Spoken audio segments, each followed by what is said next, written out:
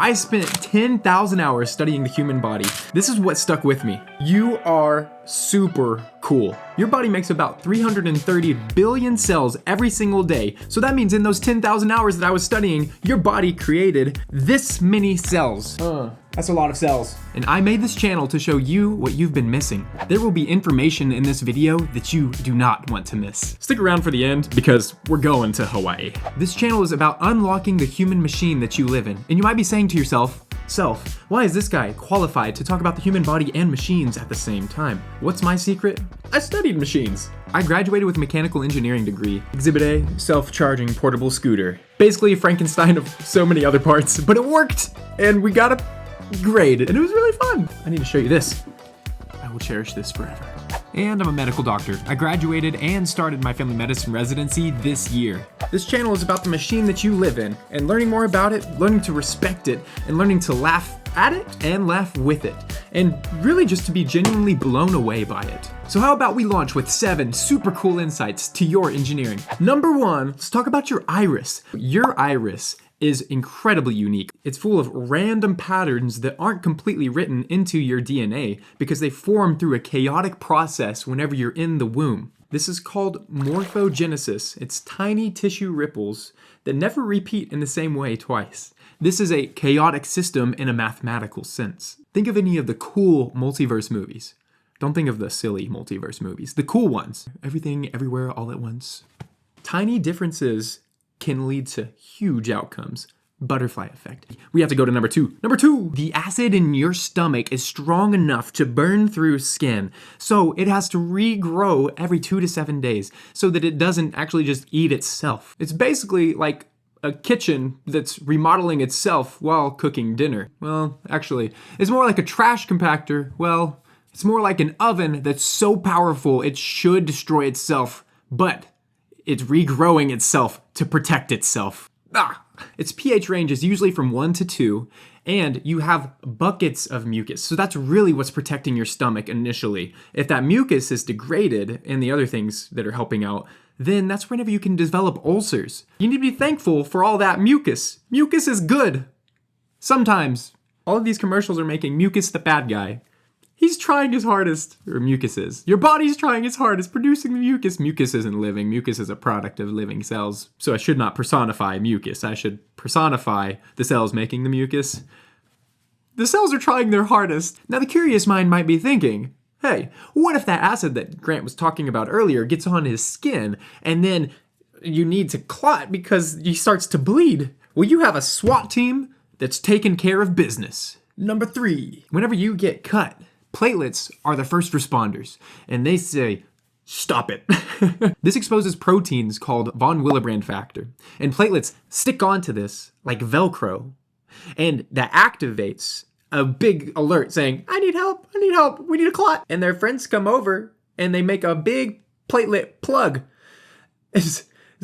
It's genius. Demonstration of big, not to scale. It's not this big. After the platelet plug is there and like Velcro and it's called all its platelet friends, then it calls in the clotting cascade. Just know that it's designed beautifully and there are so many factors that go into clotting and making this work in your blood system. And you have safety checks as well to make sure that you're not getting too much of a clot. And if these sound wild, just wait because you're not even technically fully human.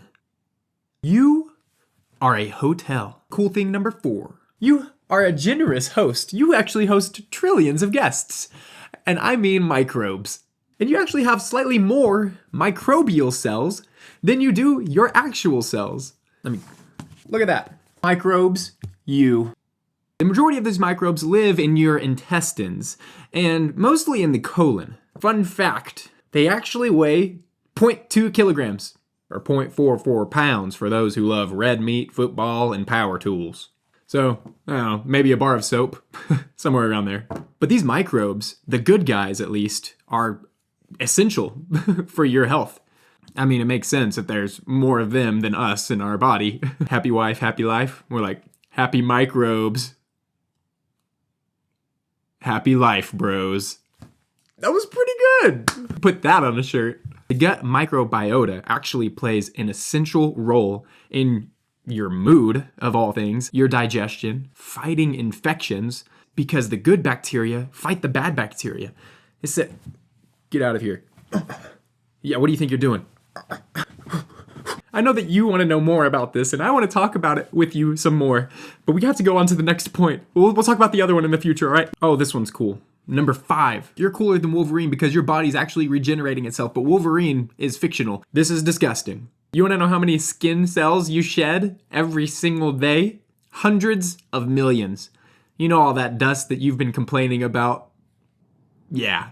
Your bones are also constantly rebuilt through remodeling. It's like that one family you know that the kitchen is just never good enough. Wolf's Law. Look it up. I'll talk about it in the future as well. Your entire skeleton is changed every 10 years. Notable, though, that not all of your cells do this. Neurons, for example, are the same neurons that you had whenever you were a child. So, congratulations to you 80-year-olds out there. Give them a round of applause. They've been with you the entire time. So with all of this, you might be going through an identity crisis right now. Am I the same me? I've been changing this whole time. My skeletal system is the different skeletal system than it was 10 years ago. Am I a different person? Listen here, you have a unique memory, a unique consciousness, and it's not just your cellular makeup. You have a soul. Identity crisis resolved. All right, number 6, this one. Your calves act like a second heart. Is this blasphemy? No, it's not. A cardiologist would say this, at least some cardiologists. Every step squeezes your veins in your legs. Your muscles are squeezing these veins. It's pumping blood back up to your heart. What's the heart do? It pumps blood to your body. So your calves are your heart's friendly heart. Basically, Batman and Robin. It's such a fascinating and underappreciated system that I am going to dedicate an entire video to it ASAP. In the meantime, climb. And speaking of climbing, number 7. Imagine yourself in Hawaii right now. You're chilling on the beach at sea level, and then you decide to play with your physiology. And you say, good luck lungs, good luck red blood cells, I'm going to the top of a 10,000-foot volcano, the Haleakala. You got this. Personal anecdote. Well, your body does its darndest to serve you, and you're still gonna be out of breath, but it's gonna try. What it does in a really brief time is it pumps out a molecule, 2,3-BPG, to help your hemoglobin release oxygen in a much easier way. Hemoglobin, the protein in your red blood cells that carries oxygen, it decreases its affinity for oxygen, meaning it decreases how easy it holds on to oxygen. Whenever you go to higher altitudes and there's less oxygen availability in the air, so less oxygen is going through your lungs and less oxygen is attaching to your to your hemoglobin in your red blood cells, your body's like, oh my gosh, I'm freaking out. And then it just starts making more of this molecule. This happens within hours to days, and then we'll talk about this in a later video. Most people go their whole lives not giving their own body the credit that it deserves. A big problem is that nobody explains it in a way that's cool. They get up there and they get their whiteboard and they're like, oh, this is... No!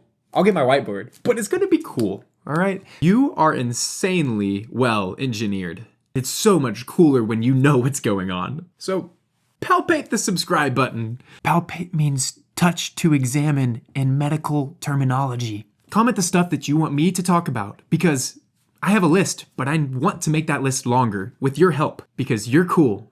Real cool. Peace. Boom, baby.